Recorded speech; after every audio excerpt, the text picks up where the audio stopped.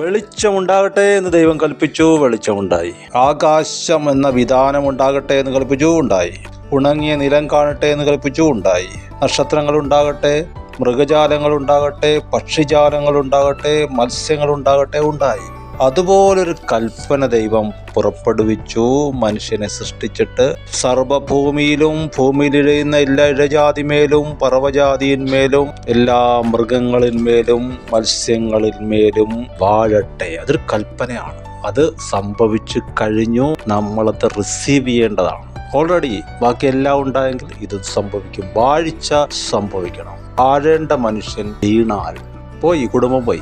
അപ്പോൾ കുടുംബം പോയത്, സമൂഹം പോയത്, രാജ്യം പോയത്, കൾച്ചർ പോയത് വാഴേണ്ട മനുഷ്യൻ വീണത് കൊണ്ടാണ്. അവൻ പൊങ്ങിപ്പോയി, ചിലത് മുങ്ങിപ്പോയി, ചിലത് ഇഴഞ്ഞു നടക്കുന്നു. മനുഷ്യ, നീ അങ്ങനെ നടക്കേണ്ടവനല്ല. നീ നേരെ ക്രിസ്തുവെന്ന പാറമേൽ നിന്ന് വാഴുക.